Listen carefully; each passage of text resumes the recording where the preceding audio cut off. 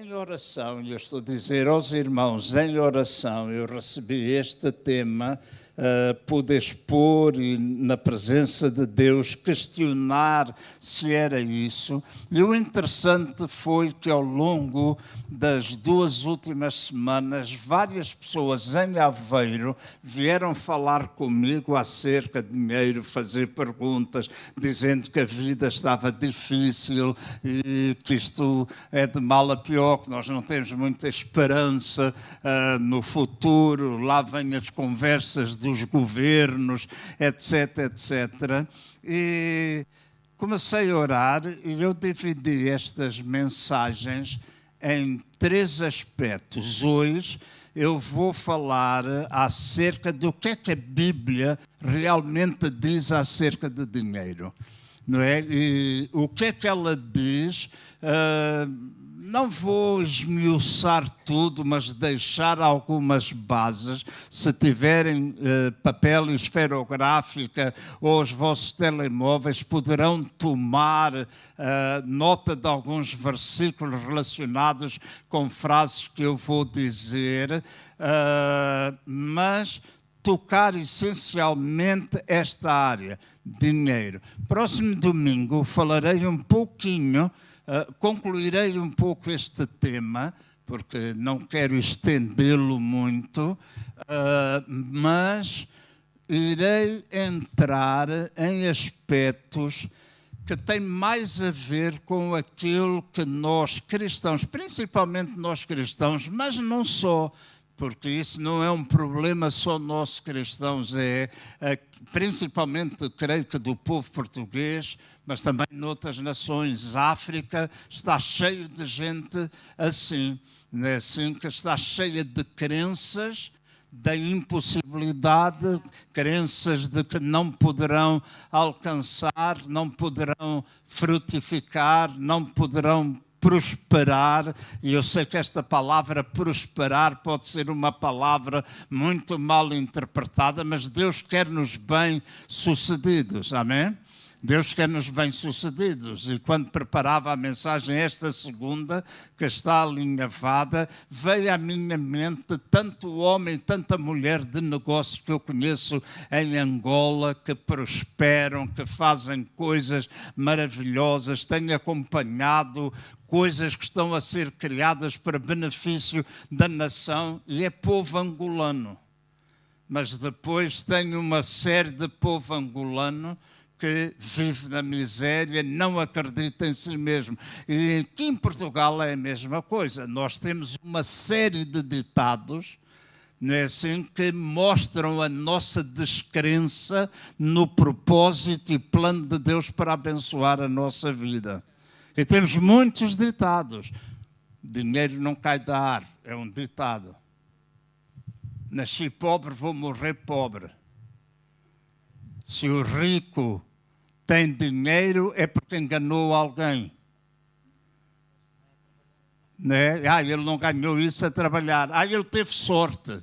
E nós temos muitas frases que demonstram a nossa crença e que, na realidade, estão contrárias àquilo que a palavra de Deus ensina para a nossa vida. Então, eu não vou estar a ensinar acerca de dinheiro, a pensar e extorquir alguma coisa, mas lançar nos irmãos fundamentos que possam mudar as vossas crenças. E hoje o fundamento é lançado, a mudança da crença, e depois vá mais longe, ajudar cada um de nós a viver uma vida plena. Pode às vezes não ser aquela mais florescente, aquela que é com uma grande grandeza, pelo menos no princípio, mas eu creio que é vontade de Deus que eu e vocês vivamos, por exemplo, sem dívidas. Amém? Eu acho que é vontade de Deus. Então, nós vamos no último domingo orar por muitas situações. Eu creio que é vontade de Deus que toda a gente tenha trabalho. Amém? Eu creio, não tenho dúvidas nenhumas. Mas eu já tenho 50 anos, não vai aparecer trabalho para mim. Claro que vai aparecer, só não aparece quando tu dizes que tens 50 anos e ele não vai aparecer. Porque ele aparece quando tu te esforças. Se ele não aparecer, vai tu à procura dele. Eu costumo dizer na brincadeira, e mas é uma verdade.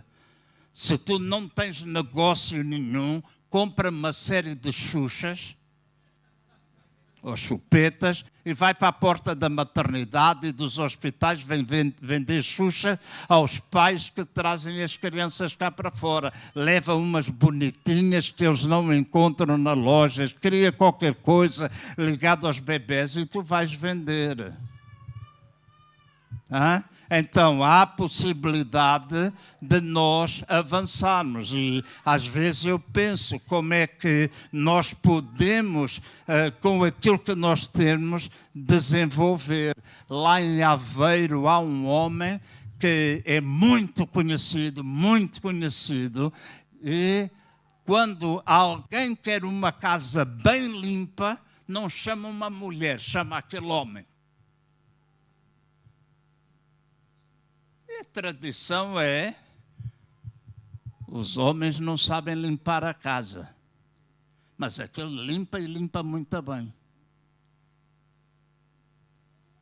A tradição diz é o homem, aquele é trabalho para a mulher. Mas por que ele, sendo homem, não pode limpar a casa? E limpar melhor do que uma mulher? Se aquilo for o ganha-pão dele. Então nós às vezes criamos barreiras e ficamos em problemas muito grandes. Então, deixem-me falar hoje um pouquinho acerca do diferente ensinamento que a Bíblia nos dá sobre finanças. Eu já disse, hoje é o lançar de fundamentos, e interpretem esta mensagem como o lançar de fundamentos. Dinheiro é um dos assuntos mais falados na palavra de Deus. Se os irmãos querem fazer um estudo ou ir a qualquer comentário, vão ver que fala-se mais de dinheiro na Bíblia do que qualquer outra coisa, do que saúde, do que cura divina, etc. Jesus falou mais em dinheiro do que qualquer dos profetas que existiram.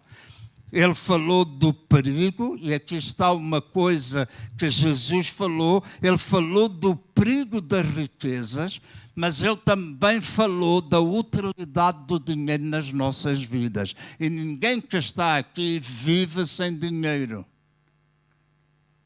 Certo? Ninguém vive sem dinheiro. Já lá vai o tempo, em 1986, quando eu fui, depois da independência, a primeira vez a Angola, não havia muita moeda de troca, o kwanza tinha um valor muito baixo no banco, na rua tinha um valor astronómico, por exemplo, no banco era 30, na rua era 1000, e as transações comerciais eram feitas com coisas. Eu lembro-me que eu dei 9 camisas, dei 8 gravatas e eu consegui trazer um alguidar cheio de camarão para casa, porque em 3 semanas eu só tinha comido banana e amendoim, que lá chama-se jinguba.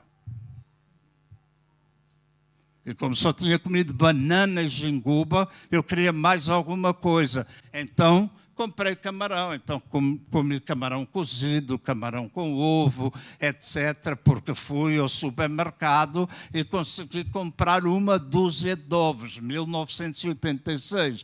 E fiz muita troca de coisas. Levei umas roupas, consegui trocar por objetos, porque era assim que as coisas se faziam de negócio.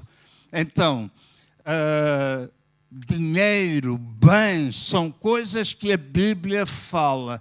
E quando nós usamos o dinheiro de uma forma adequada, ouçam isto que eu vou dizer, é importante. Quando usamos adequadamente o dinheiro adquire um caráter sagrado e ao mesmo tempo espiritual. É sagrado e ao mesmo tempo é espiritual. Nós levantamos aqui na igreja ofertas, é uma coisa material, mas todo o dinheiro que nós levantamos tem um propósito espiritual, está debaixo de uma orientação divina, porque o dinheiro é sagrado. Principalmente quando nós damos a Deus, nós entregamos nas suas mãos, entregamos nas mãos daqueles que Deus levantou para fazer a administração, então é alguma coisa sagrada. O Templo de Salomão é um excelente exemplo de como a riqueza e o dinheiro podem ser usados para o avanço da obra de Deus e trazer glória ao nome do Senhor Jesus. Templo de Salomão. E Jesus disse uma coisa importante: o meu templo será chamado casa de oração e vós o tendes convertido em covil de ladrões. O templo. Quem é o templo? O espaço? Nós. Nós somos o templo. Pertencemos a uma nova aliança. O templo não é um espaço, mas é o nosso coração. Então, da mesma forma, o dinheiro dependente do uso que nós fazemos dele pode ser um instrumento de maldição ou uma ferramenta sagrada. E deixem-me entrar agora em alguns aspectos bíblicos que nos podem ajudar, e a minha oração é para que o Espírito Santo neste momento grave esta palavra nos vossos corações e derrube toda a imaginação, tudo aquilo que é diabólico, tudo aquilo que é fruto do passado na vossa vida, tudo aquilo que foi fruto da miséria, tudo aquilo que foi falta na vossa vida, que o Espírito Santo, através da sua palavra, neste momento despedace tudo isso e reduz a zero. E a palavra de Deus possa ter lugar na nossa vida e na vossa vida. Esta é a minha oração. Jesus, cujo ensino é essencialmente espiritual e que pregou sobre uma vida voltada para Deus, foi quem falou e pregou algumas vezes e falou mais vezes acerca da maneira como nós devemos olhar para o dinheiro e a forma como nós o podemos usar. Deixem-me dar alguns exemplos. Parábola do bom samaritano, parábola do rico insensato, parábola da moeda perdida, parábola do filho pródigo, parábola do mordomo infiel, rico e Lázaro. São tudo passagens onde o aspecto financeiro está envolvido.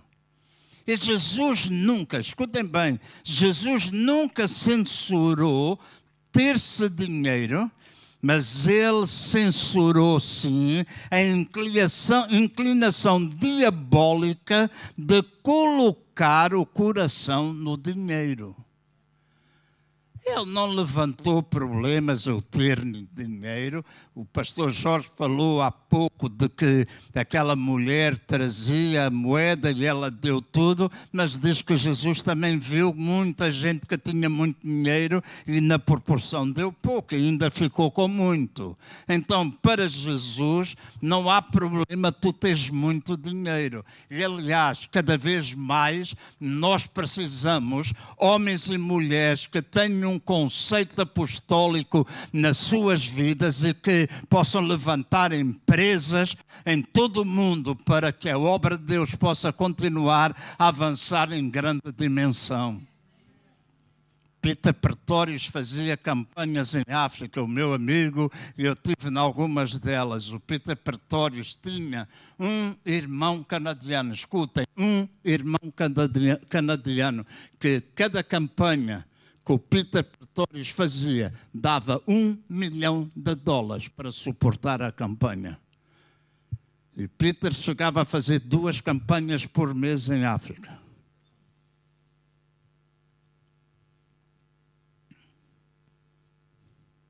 Algumas vezes, talvez alguns já tenham ouvido falar de Kenneth Copeland.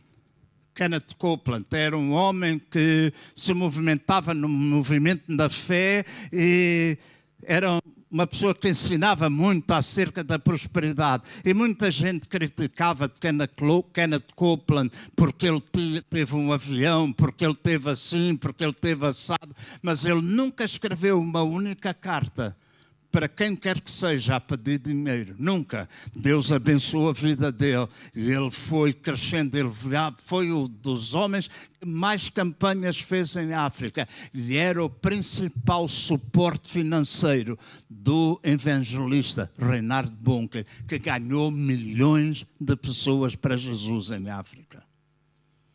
Então nós precisamos, se temos uma mente de formiga,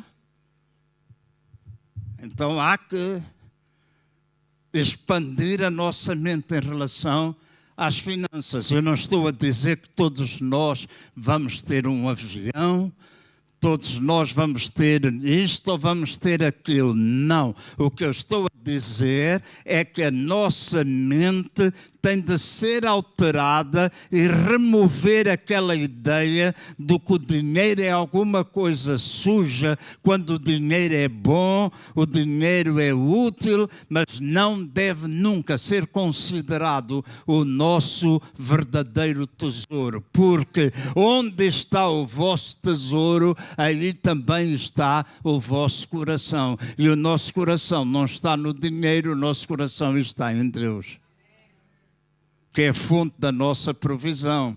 Ele é aquele que provê em todas as nossas necessidades. O nosso tesouro são os valores que nós cultivamos. E dentro desses valores, os espirituais devem ter a primazia nas nossas vidas e ações. O dinheiro jamais pode ser o Senhor nas nossas vidas.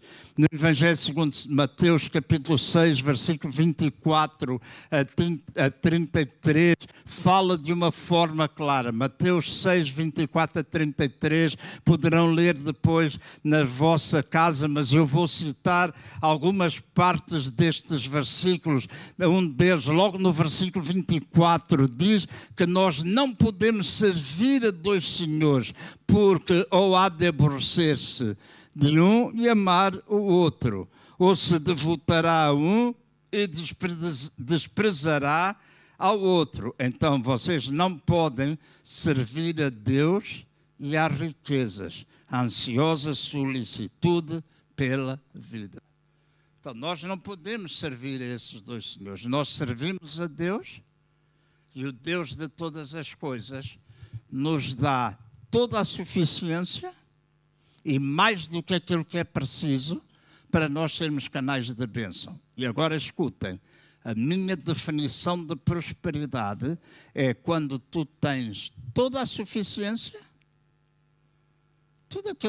para tudo aquilo que tu precisas, tu tens essa suficiência e ainda tens mais do que aquilo que tu precisas para ser canal de bênção. Então, quando acontece isso na nossa vida, nós somos prósperos. Não quer dizer que todos vamos ser um Bill Gates, que todos nós vamos ser um Elon Musk, que agora está na moda. Não todos vamos ser um português aqui, aquele que era do continente, como é que era o Belmiro de Azevedo, ou aquele do Pingo Doce, estes homens mais ricos, né, assim, que existem no nosso país. Provavelmente nós nunca seremos alguém como eles, mas também não estou a dizer que não podemos ser. Mas provavelmente não seremos. Mas a verdade é que eu tenho a promessa de que devo ter e terei toda a suficiência, porque o Senhor, que é dono de toda a riqueza, supra as minhas necessidades, é o que está escrito. Eu, como filho de Deus, jamais mendigarei o meu pão. Então eu serei abençoado, e ao ser abençoado, eu vou abençoar com amor. Um coração generoso é uma das coisas que mais funciona na nossa vida quando se trata de dinheiro. A necessidade de um coração generoso é maior do que tu teres dinheiro. Uma necessidade maior. Então, importante.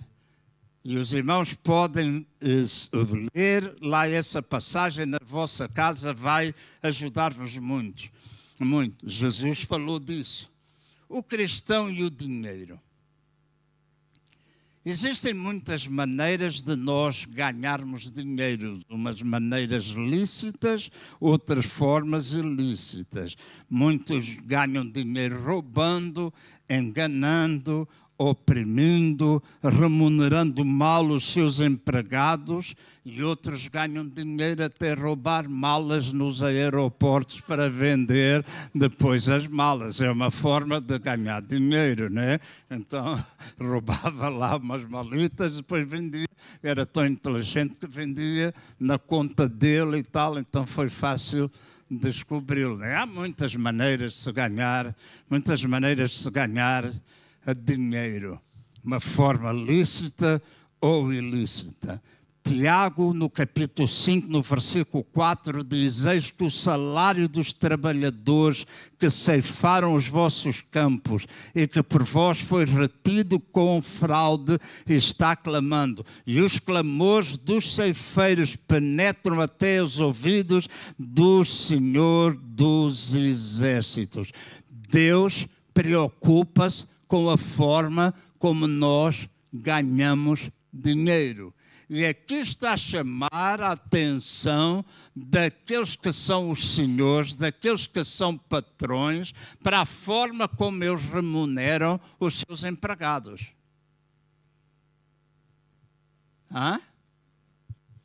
E nós precisamos aprender isso. O meu pai não está vivo, mas não está fisicamente.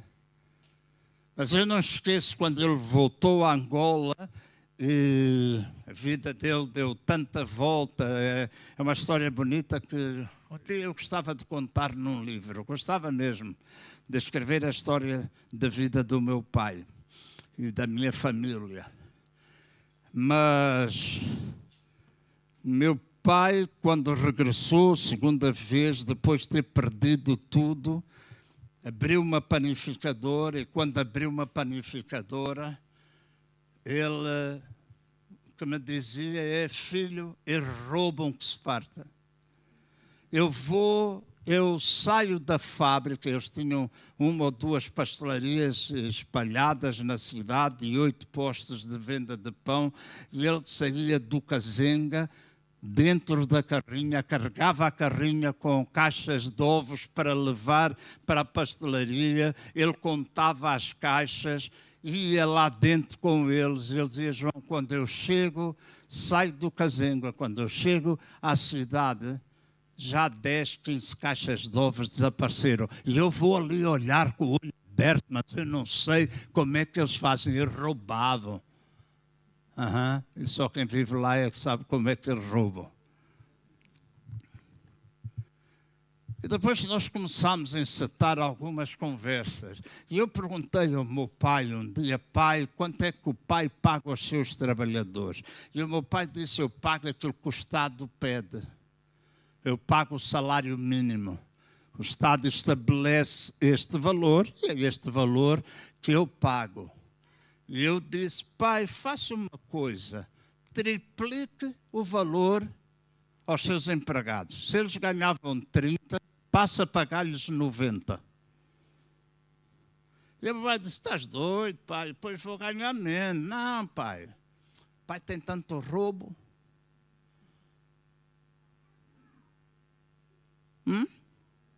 Estou a ver onde queria chegar.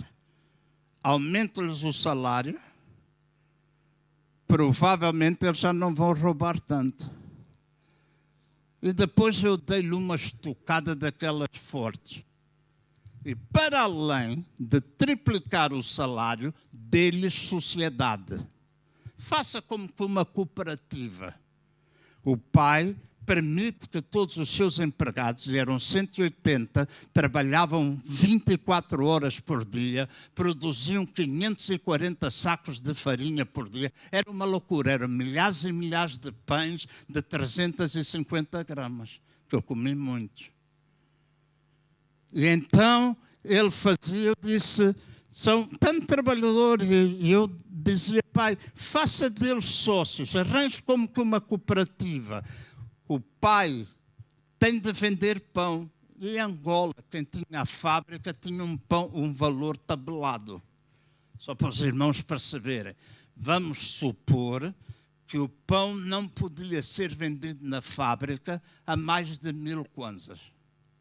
Mas na rua era vendido a 3000. No posto de abastecimento era vendido a 1200. Então, o negócio do meu pai tinha de ser feito sobre os 1000 e sobre os 1200. Não podia fazer mais do que isso. Então eu disse, permita que os seus empregados, cada um deles, compre todos os dias 200 pães ao preço da fábrica. Para o meu pai ser o Adriano, a São, a Isabel, a Solange, ir lá comprar pão, e o presidente Zé Eduardo era um daqueles que ia lá comprar também pão, para o meu pai era indiferente serem esses a comprar ou os empregados dele. O meu pai ganhava o mesmo.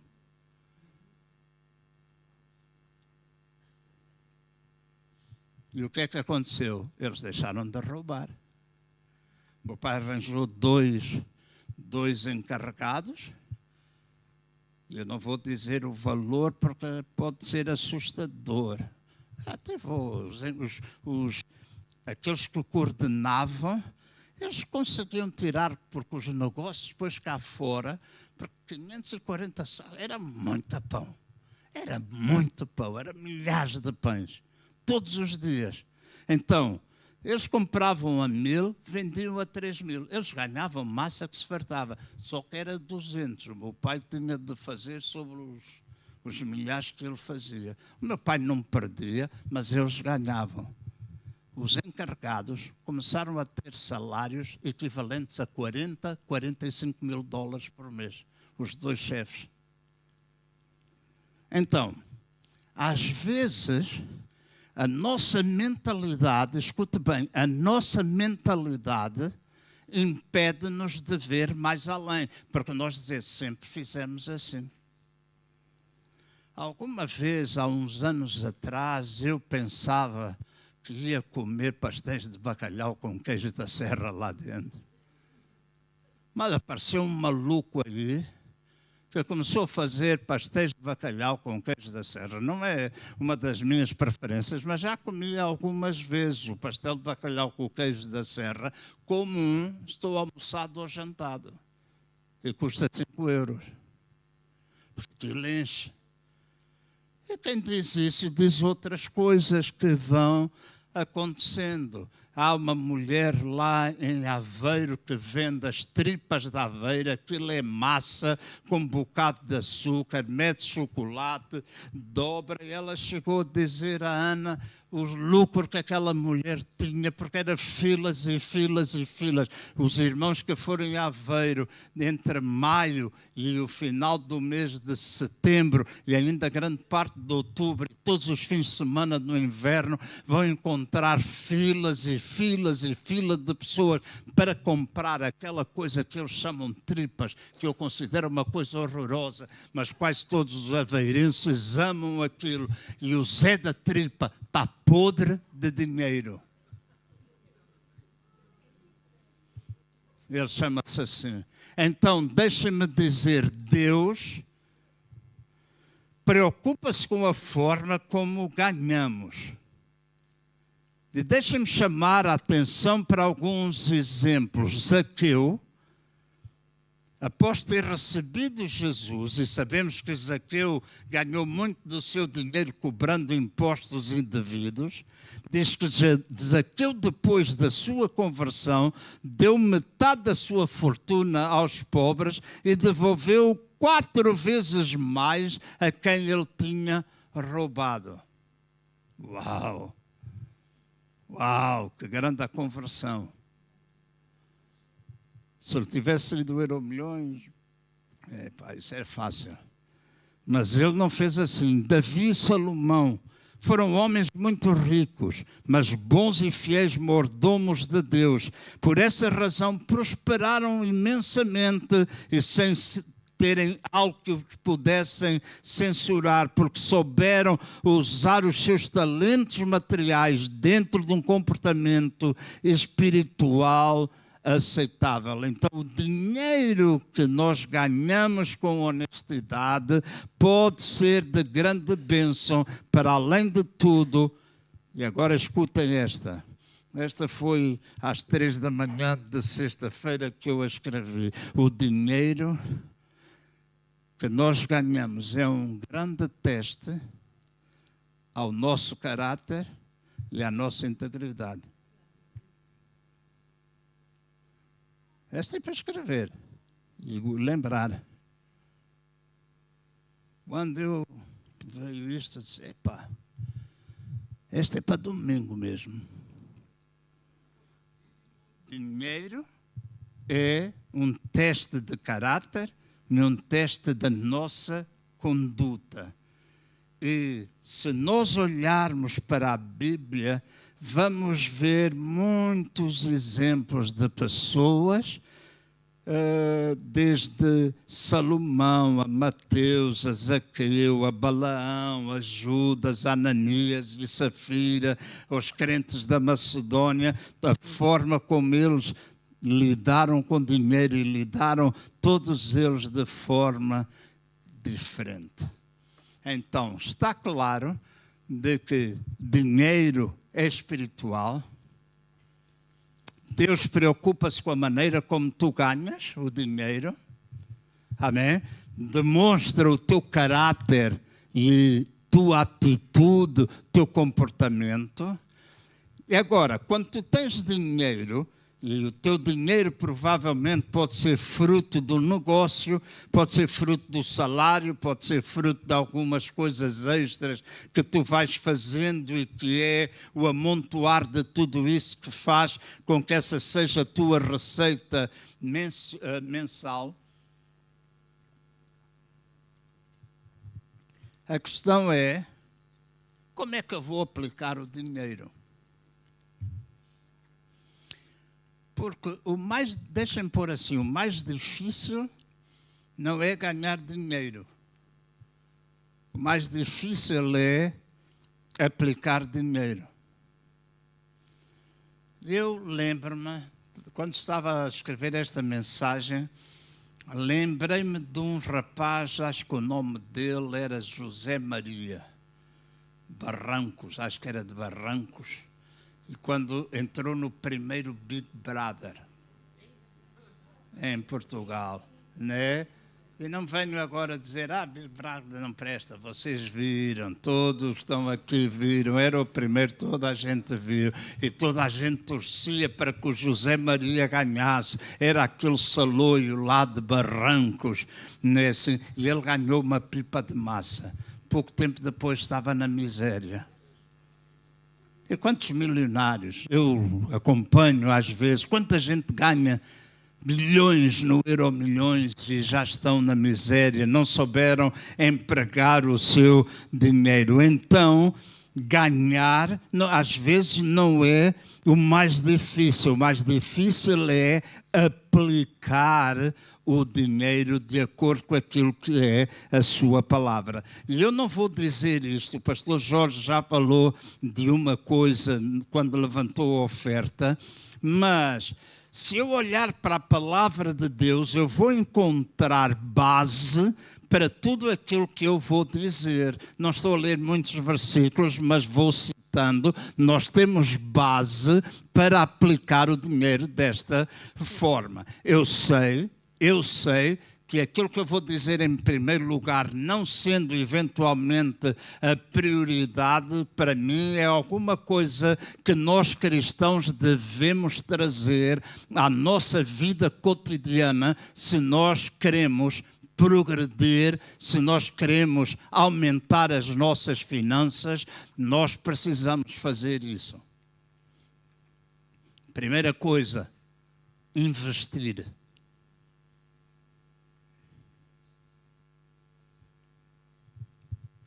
A tendência, nossa tendência, Dangas, é guardar. Que pá, ganhei, eu vou guardar aqui 300 pausitos todos os meses, porque está a dar, isso vai dar, eu vou guardar. Mas mais importante do que o guardar, és tu investir. E investimentos honestos para aumento de capital e obtenção de lucros compatíveis com as leis de Deus e dos homens, é alguma coisa que nós devemos fazer. E no domingo, na quebra das crenças, eu vou falar um pouquinho acerca disso, daquilo que nós podemos fazer para investir. Mas os irmãos, quando recebem o seu salário, devem estipular uma verba que os irmãos ponham de lado para investimento. Ah, pastor, mas a mim sobra-me tão pouquinho.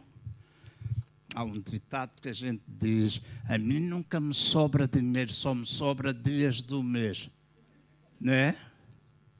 E quando a gente diz isso como piada. Ah, mas de acordo com aquilo que é a linguagem da Bíblia, não é correto. A Bíblia não diz que é para sobrar dias do mês, é para sobrar dinheiro para ser canal de bênção. É o que a Bíblia diz. E nós ou seguimos a Bíblia ou seguimos aquilo que é a nossa ideia. E depois podemos culpar Deus, o patrão, o governo, podemos fazer aquilo que a gente quiser. Mas, na realidade, aquilo que nós devemos fazer é do nosso dinheiro tirar uma parte que nós consideramos que é o dinheiro que nós vamos investir. A alma generosa prosperará e a quem dá de beber, quem dá de beber vai remover a sede. Outra forma da gente aplicar o dinheiro é na nossa subsistência. É bíblico que o homem ganhe o pão através do suor do seu rosto e o trabalhador ser digno do seu trabalho, e por causa disso também é bíblico nós aplicarmos o dinheiro que a gente ganha na subsistência da nossa casa. Sustentar a nossa família, os filhos, dar escola para eles, etc. Certo? Então, o dinheiro nós aplicamos, mesmo que não seja por esta ordem, mas nós também usamos dinheiro para a nossa subsistência. E agora vou dizer uma coisa que pode criar comichões nos ouvidos de alguns, mas espero que não sejam muitos, porque se forem muitos eu vou pedir a alguém que vá comprar uns cotonetes ali à farmácia da Portela e depois, quando disser, vou cheio de comichões, a gente vai ajudar a tirar essa comichão. O dinheiro também serve para nosso bem-estar.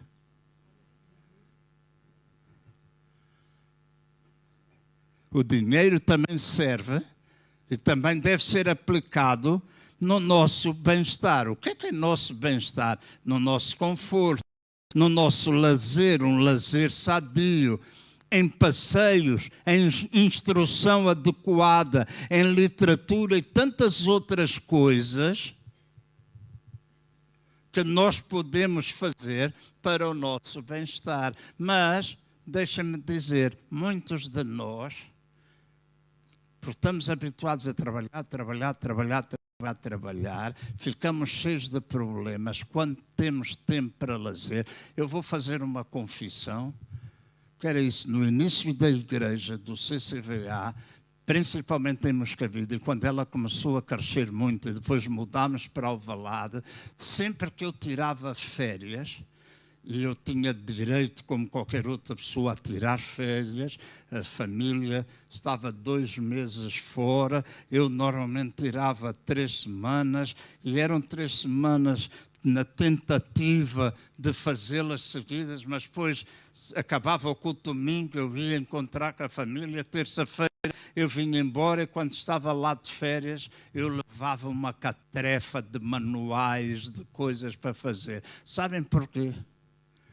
Porque a minha cabeça, ou a maneira como eu encarava o lazer, fazia com que eu me sentisse culpado. Então eu não estou a servir a Deus. Se eu agora estou aqui de papo ao ar, a comer bolas de Berlim na praia da Armação de Pera, não é uma maravilha? Ou na praia de Monte Gordo, ou outro sítio qualquer no Algarve. Então eu estou aqui a comer. Naquela altura, graças a Deus, ainda não havia a mania das selfies, nem estas redes todas. Mas agora a gente publica toda, a gente come uma bola de Berlim. Paulo Ramoa, meu primo Carlito, são os mais especialistas. Sempre, todos os anos, uma bola de Berlim publicada a comer. Toda a gente faz isso, né? Tens uma bola de Berlim.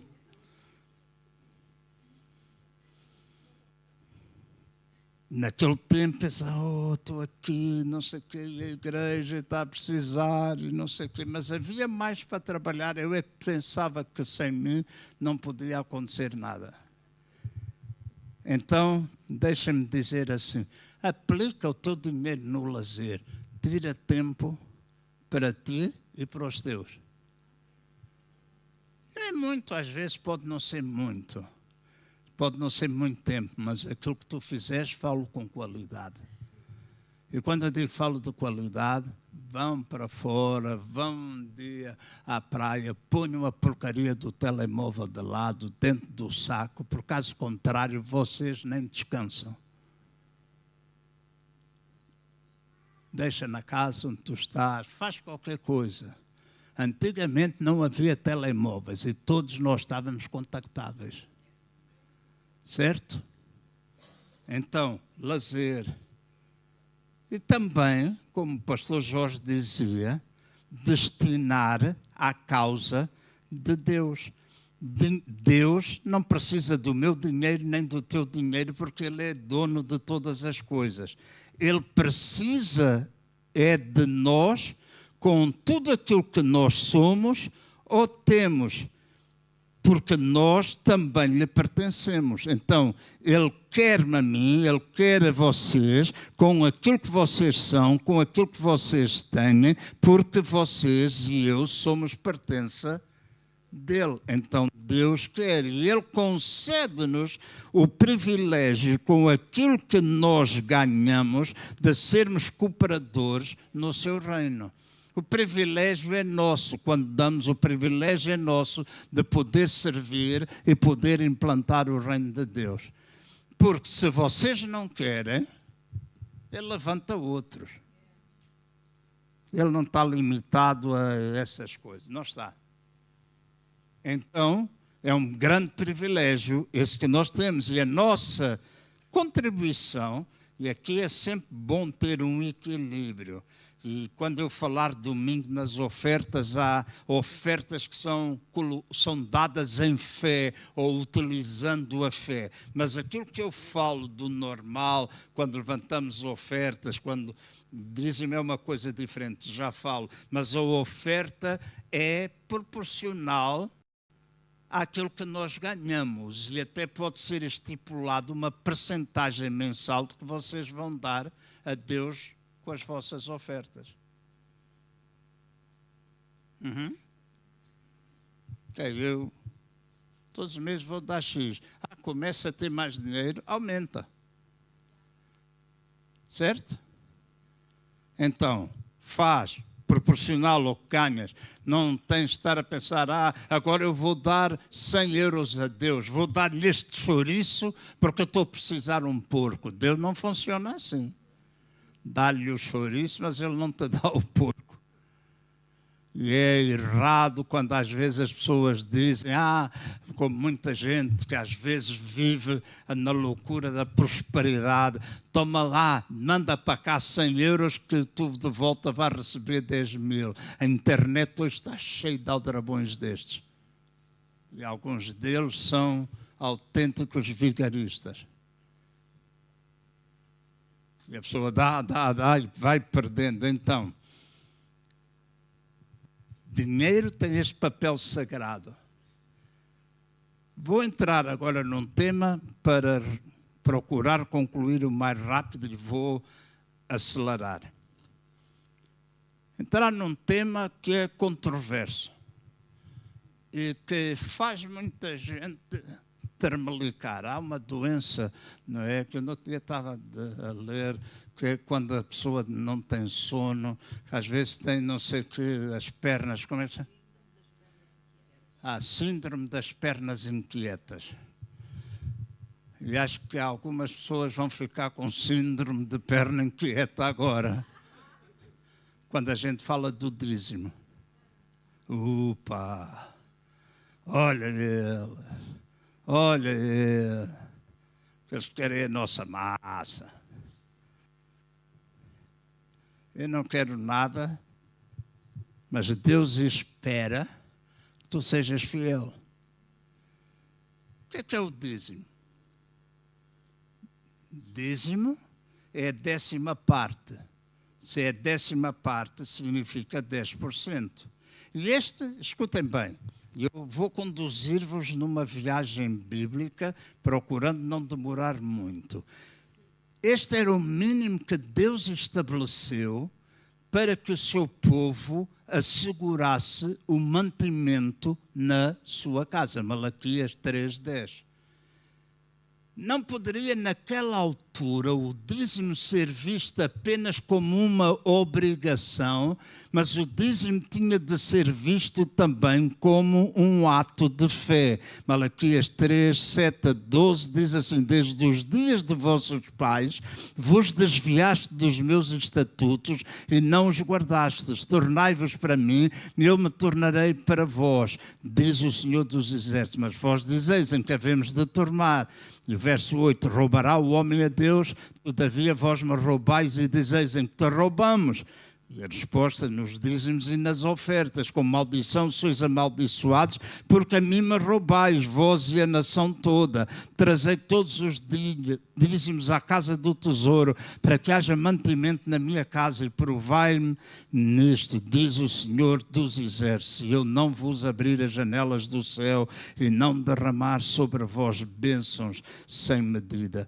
Por vossa causa repreenderei o devorador, para que não vos consuma o fruto da terra. A vossa vida no campo não será estéril, diz o Senhor dos Exércitos. Todas as nações vos chamarão felizes, porque vós sereis uma terra deleitosa, diz o Senhor. Algumas coisas que esta passagem mostra. O dízimo é meu? Não. É de quem?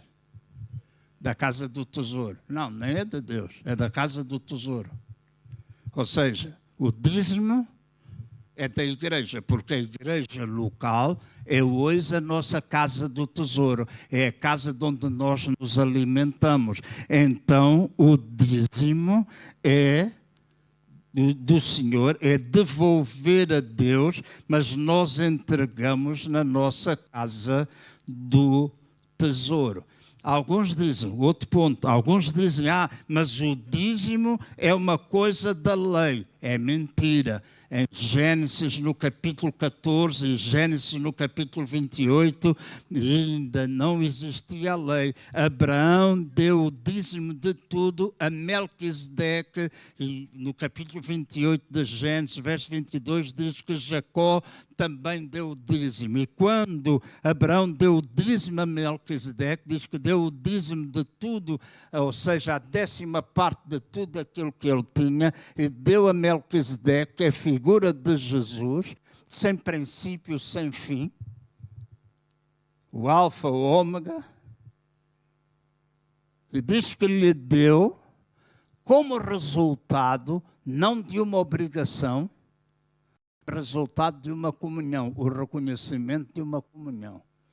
E aqui está, na lei, aqui foi antes da lei, na lei era posta uma certa obrigatoriedade, dizia, vocês têm de trazer, mas ao trazer, eles tinham de trazer em fé, na lei. Em Números capítulo 18, diz que esses dízimos eram entregues aos levitas. Na parte final do capítulo diz que os levitas davam o dízimo dos dízimos aos sacerdotes. E depois lemos em Deuteronômio mais uma série de dízimos que foram estabelecidos, tendo a possibilidade, a partir desta altura, de serem entregues em dinheiro. Então, antes da lei, durante a lei, os profetas também dizimaram. E já foi depois. Então, a prática do dízimo continuou a ser observada na época dos profetas. E agora escutem bem o que eu vou dizer. Na reforma do rei Ezequias, em plena época dos profetas, vemos como um grande avivamento espiritual nacional sacudiu o povo. E como o dízimo é o maior termômetro de espiritualidade de que temos conhecimento entre o povo de Deus, logo se manifestou com grande ênfase. Houve um mover sobrenatural e a resposta foi: o povo deu. O povo deu. O povo não ficou, isso vai me fazer falta. Isso vai me fazer, isso não me chega, isso aí é pouco, eu não sei o quê, eu vou negociar, eu já dou ofertas. Porque algumas pessoas dizem isso, eu já dou ofertas, mas dízimo não é oferta, a menos que a tua oferta seja superior ao valor do teu dízimo, aí estás a dizimar e a ofertar. Porque se a tua oferta é inferior ao dízimo, não estás a dizimar, estás só a ofertar. Estou a seguir o meu pensamento? Não estou zangado com ninguém, nem quero que ninguém fique zangado comigo. Estamos só a trazer fundamentos da palavra. Obrigação, 0. Atos de fé, 1000. Generosidade, 1000. Amor, 1000. Faz-me entender? É daqui que nós fazemos. Nada é por obrigação. Então, temos no tempo dos profetas, nos dias de Jesus, não vemos Jesus uma única vez afirmar que, devido ao facto de ele ter vindo, que já não era necessário dar o dízimo, que o dízimo pertencia à lei. Vemos antes, sim, Jesus homologar a prática do dízimo quando sustentou ou censurou a ostentação que prevalecia entre os seus contemporâneos em relação a essa prática, porque havia aqueles que eram vaidosos porque davam o dízimo, né? E há aquelas pessoas que gostam de se envaidecer porque eu dou, até quando é oferta gostam de mostrar a toda a gente que estão a dar aquela notinha, mas também há aqueles tão humildes, tão humildes, tão humildes. Agora já se manda aqui pelo MBA, já é mais fácil, mas alguns às vezes são tão humildes, dobram tanta notinha, fica uma coisa tão pequenina, metem no cesto, dá um trabalho aos irmãos que contam que os irmãos não imaginam.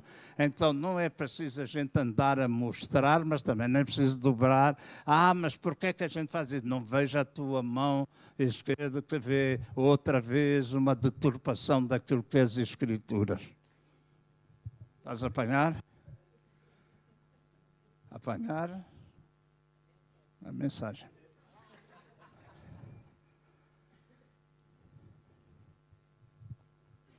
Então, Jesus fez isso. E na nova aliança, que é onde nós estamos, sempre foi claro que o dízimo deve ser dado. E sempre foi claro que o dízimo deve ser trazido à igreja, que deve ser para sustento da casa. E as ofertas é para projeção da igreja, para ir para fora. quando a gente às vezes tenta fazer tudo com o dízimo e com a oferta. E deixa-me dizer, a minha oração é para que Deus nos possa ajudar, CCVA do Prior Velho, a com os dízimos que nós trazemos, haja mantimento na casa e as nossas ofertas ajudem-nos a alcançarmos pessoas lá fora. A abençoar vidas lá fora. Sinal de que nós somos generosos, que nós temos o coração no lugar certo. Teremos o coração no lugar certo. E termino mostrando isto. Malaquias disse, vocês derem, se vocês devolverem o dízimo, se vocês forem fiéis nisto, há bênçãos que vos vão advir. Primeiro, mantimento na casa do Senhor. A casa do Senhor terá subsistência. Amém? A casa do Senhor terá subsistência. Segundo, haverá bênçãos espirituais sem medida na nossa vida. Não é 2, 3, 4, 5, 10, 50 vezes. É bênçãos espirituais sem medida na nossa vida. Está escrito em Malaquias. Há uma outra bênção, promessa de bênção, que é a bênção da prosperidade. E o maior segredo para a prosperidade digna e honrada está em ser fiel ao Senhor. Ele repreenderá o devorador. Ele está a referir-se, entre várias coisas, ao espírito da miséria, ao espírito da pobreza, ao espírito do engano, ao espírito da avareza. Ele está a dizer que ele repreenderá essas coisas, isso que está a tentar destruir a nossa vida, que impedem de nós progredirmos. Nós às vezes pensamos que guardamos, nós crescemos. É mentira. Só a semente que é plantada é que dá fruto. Amém? Domingo estamos cá outra vez, não estamos? É para concluir. E no outro domingo também. Está muito silencioso. Mas se tu só tiveres um saco de batatas, não há mais batatas, tens um saco, o que é que tu vais fazer? Comes o saco de batata toda? Se tu o fizeres, és meio louco. Se fosse comigo, tirava metade do saco, espalhava lá num lugar e aquele ia grelar, né? Não sei como é que foi, ia lá grelar, a gente cortava e punha no chão, e um saco de batatas normalmente dá 5 a 10 sacos.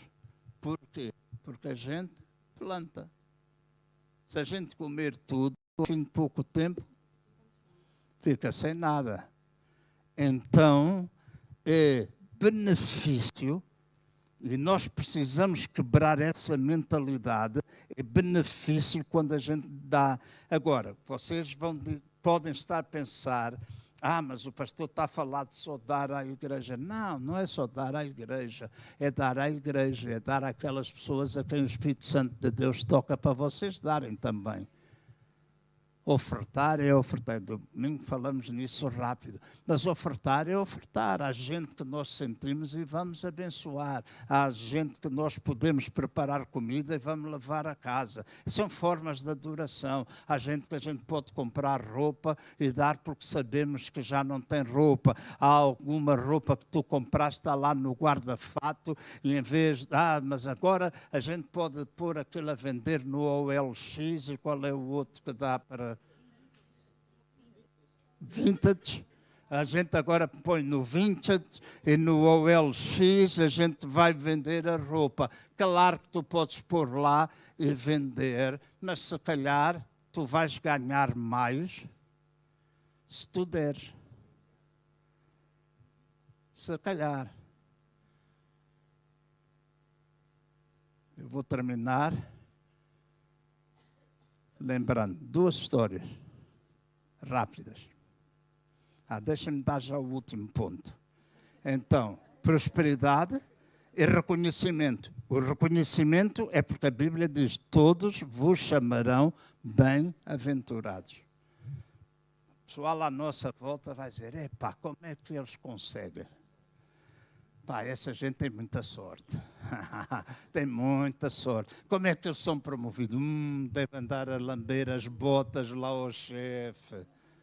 Deve fazer não sei o quê. A promoção vem do Senhor de acordo com a nossa fidelidade, que não é só na parte financeira. Estamos a falar na parte financeira hoje, porque é a parte que nos dói mais. Esta é aquela que faz mais as pernas como? Pernas inquietas. Mas o dinheiro, acho que não é só pernas inquietas. É perna inquieta, é mão inquieta, rabo inquieto. A gente fica todo inquieto. Carteira, então, fica inquieta como se farta. Mas há uma promessa de bênção. Promessa de bênção. Bênção, bênção sem medida. Seremos chamados bem-aventurados. Como é que vocês fazem isso? Como é que se faz isso? Como é que ele consegue isso? Bênção. Como é que de repente há uma promoção? Como é que de repente diz: epá, sai daqui, vai para ali e duplica? Como é que isso? Bênção. É bênção, não pensam que é outra coisa, é bênção. E é bênção porque vocês estão sendo fiéis ao Senhor. E às vezes estão a ser, e parece que não vem nada no princípio, mas a vossa fidelidade contínua e com consistência vai sempre produzir fruto. Sempre. Amém? Vai sempre produzir fruto. Deus vai abençoar. Deus vai abençoar. Eu lembro-me no início do ministério, esta é a primeira história, quando estava em Moscavide, eu engordei muito. Quando eu casei a primeira vez, pesava 72 quilos.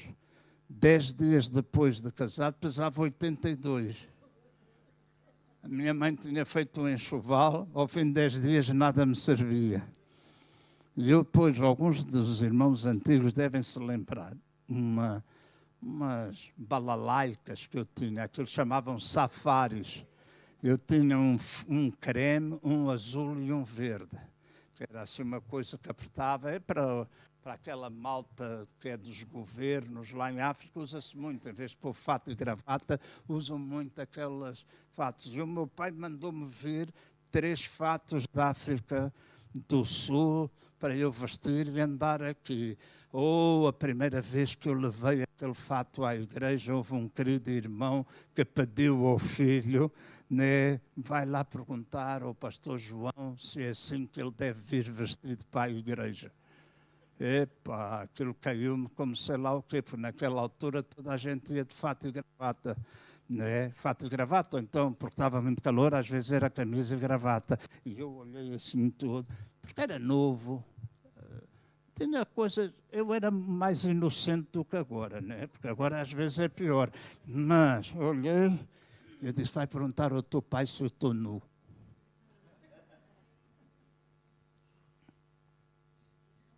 Mas eu lembro, engordei tanto que aquelas calças não apertavam. Então, eu continuei a vestir aqueles fatos, que eram assim, literalmente assim. Eu punha o cinto, arranjei aqueles alfinetes muito grandes que prendia no botão e no buraco e apertava aquele alfinete, o clipe, né? Um clipe, eu apertava e como metia aquilo por cima ninguém reparava, mas era assim que eu andei meses e meses. Calças, casacos, etc. E um dia eu pensei: o que é que eu vou fazer isto? É isto. E o Espírito de Deus disse-me: dá. Eu disse: pá, mas eu vou emagrecer, oh Deus, não sabes que eu vou emagrecer. Mas quando a gente diz que vai emagrecer, às vezes nem sempre emagrece, né? Não se emagrece só com palavras. Né? Então, eu convidei um pastor, meu amigo, que muitos conhecem, evitar dizer o nome dele, mas ele foi à minha casa Eu dei-lhe as minhas calças todas, os meus fatos todos, dei-lhe tudo o que eu tinha em casa. E fiquei só com aquelas balalaicas para poder apertar aqui. Né? Porque outras eram calças, não dava para fazer. As camisas, naquela altura, a gente não ia para a igreja com a camisa de fora. Isso não era ir vestido decente. Então eu dei tudo. Eu quero só contar assim. Passado 3 dias ou 4 de eu ter dado tudo, eu fui convidado por um irmão chamado Manuel, que era de Benfica, do Ribatejo, Manuel Batista. O Eliseu e Paula devem se lembrar dele. Ele era gerente de uma fábrica que produzia roupa para a Suécia. Eu recebi um telefonema dele a dizer assim: João, vem ter aqui à fábrica que eu quero dar-te algumas coisas. E eu fui, e ele meteu-me lá nas linhas de montagem, era calças e mais calças e camisas, era tudo o que ele tinha lá. E eu, com vergonha, Paula, peguei em 2 calças, não me esqueço, uma branca e uma azul clarinha. Peguei, experimentei e pus de lado. Passado um bocado, ele estava lá a fechar a loja, veio ter comigo e disse: leva só isso. Eu disse: pá, anda cá comigo, pá. E meteu-me no corredor e era só meter umas em cima. Gostas destas? Gosto. Pumba, pumba. E saí de lá cheio de calças, cheio de camisa, como eu nem pensava. E se calhar durante meses e meses ou alguns anos eu nunca iria ter tanta roupa como aquela.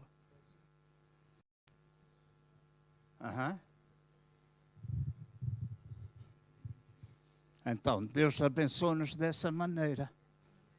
Amém? Amém? E termino. Só estou a ajudar os irmãos. Não fiquem aí presos na vossa cabeça. Quando estive em Angola, o meu pai ajudou a começar a igreja. E a primeiros 2 anos ou 3... nós montámos a igreja com a sua ajuda, etc., pagar as rendas e tudo isso, e não havia muita massa, eram os primeiros cristãos que estavam a vir, etc. E era muito, muito, muito difícil. Né? Assim, quando a igreja cresceu, a igreja começou a ter possibilidade de um salário. Os líderes da igreja vieram ter comigo, dizendo: a partir de agora, você tem direito a receber um salário. E eles queriam me pagar um salário equivalente a $5.000 naquela altura. Muitos deles eram engenheiros, não sei o que, queriam pagar 5.000. E eu fiz uma coisa com eles. Não sei se o Raul estava lá naquela altura. Eu disse: eu não quero o salário. A nossa casa está a arrebentar, já não cabemos aqui mais. Vamos construir um templo. E o meu salário vai servir para pagar o templo mensalmente. Então, durante 3 anos, aquilo que eles deveriam pagar-me de salário, eu fui ao banco pedir dinheiro emprestado, não tinha riquezas, mas tive favor. Porque é uma coisa que eu oro sempre: dá-me graça e favor, dá-me graça e favor. Graça, poder capacita, favor é o abre portas. Deus dá-me graça, Deus dá-me graça, Deus dá-me graça. E Deus abriu a porta do banco, eu fui pedir dinheiro ao banco e eles emprestaram o dinheiro. Nós começámos a construção 5 anos, 3 anos nós pagámos. Então, não havia sustento, o dinheiro do meu pai tinha acabado. E sabe o que eu fiz? Essa é uma história que eu nunca contei a muita gente, nem sei se contei a muitos. Andei a vender peixe. E comprava roupa e vendia. Era para eu poder sobreviver, para ter subsistência na minha casa. Então eu pagava no carro, ia a Cabulete, 102 quilómetros da minha casa, levava 3 malas grandes, comprava linguado, garupa, choco, aquelas coisas todas. E o peixe lá era muito mais barato, muito mais barato. Comprava lagosta. E principalmente a lagosta dava muita massa, porque eu comprava a lagosta a 8 euros, vendia na cidade a 24 e o preço normal era 32. Então eu ainda fazia um desconto ali de 10%. E com este negócio, eu tinha sempre a minha arca cheia. Então, eu não tenho medo de trabalhar com as minhas mãos. E também não me falta criatividade para pensar. Outras vezes fui, ia à América e vinha com 2 malas carregadas de brincos, anéis, roupa, aquelas coisas assim, aqueles vestidos valentes. Eu ia com ele, mala carregada, chegava a Luanda, tinha as minhas vendedoras, não é assim, que vendiam, e eu, pois também houve uma ou outra que me aldrabou, né? Também houve, faz parte, né? Faz parte, mas eu fiz isso muitas vezes. Então nós nunca podemos pensar, então, sou servo de Deus, tinha direito ao meu salário, digno é o obreiro do seu salário. Eu acredito que a igreja tem de pagar. É mau se não paga o salário. É mau, é mau, é mau. É alguma coisa que denota algo que precisa ser transformado. E é uma coisa espiritual que precisa ser transformada. Acredito nisso. Estávamos no princípio. Então, não tinha, eu fiz. Eu não sabia vender, mas eu pedia favor, favor, favor. E não esqueço, Cristina, houve dias que Deus me deu favor à grande. Eu ia a um shopping, um outlet em Carolina do Sul, Tanger, acho que é Tanger. E eu ia a uma loja lá chamada, a loja chamava-se Michael Kors. E tinha muitos relógios, malas Michael Kors e vestidos Michael Kors. E eu entrava, porque aquilo já era preço barato, mas depois havia os dias dos descontos. Eu nunca me esqueço de entrar numa loja da Michael Kors e olhei, disse, epá, estes 2 vestidos, um era o S, o outro era XL. Eu disse, isto é impecável para lá, mas só vou poder levar um. Perguntei, quanto é que custa? $60. Eu disse, epá, $60 é um bocado puxado. Mas eu disse, olha, ainda vou dar uma volta. E há um truque que eu faço. Quando está ali uma coisa que me interessa, eu tiro e escondo no meio de outras coisas. Porque aquilo é para mim. Só estou à espera do favor maior. Então escondi. E quando dou 2 horas de volta lá, volto à loja da Michael Kors, e lá estava ainda um vestido escondido, o outro XL, que não era tão fácil ser vendido. E quando eu vou chegar em Adelaide à porta, tinha lá 50% de 50%. O que significa que aquele vestido, em vez de ser 60%, era 30%. E eu disse, uau, está aqui a coisa boa. Eu fui a correr e disse, quero os 2. Porque agora levava 2 pelo preço de um. E quando chego, e eu não tinha visto outro anúncio, quando eu chego à caixa para pagar, e a senhora me pediu o número do telefone, eu disse, o meu número é de Portugal. Ela disse, sim, mas diz isso, senhora, a gente precisa pôr um... Eu dei o meu número de Portugal, 937507500, pus, e ela, quando abriu, disse, o senhor já fez compras aqui. Eu disse, já. A última vez que eu estive aqui, comprei aqui algumas coisitas. Então, para as pessoas que já fizeram compra, mais 50%. Então, 2 vestidos, 30 euros. Um deles, sabem quanto é que eu vendi em Luanda? Dei só o seu número. $600, eu ajudo. Foi uma boutique, eles custavam 1.200. E eu disse à minha filhada, arranja-me lá alguém, porque eu tinha de ter era ajuda, né? Eu não percebia nada disso. Vai, arranja lá alguém das tuas amigas, essa gente que tem massa, diz que eu faço 600. Então, eu comprei a 30, fazer 600 não é mau. Não é? Não é nada mau. Então, no nosso trabalho, naquilo que nós fazemos, fidelidade. Então, deixa-me dizer assim, e concluo mesmo, nós temos de limpar da nossa mente estas coisas do dinheiro.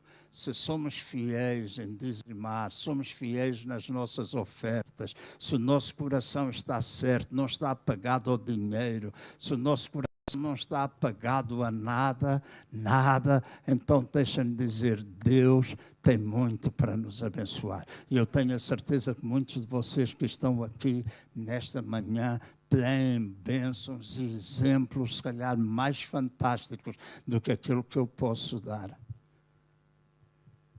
Mas o favor de Deus abre portas. O favor de Deus abre portas. Vamos ficar de pé, se faz favor.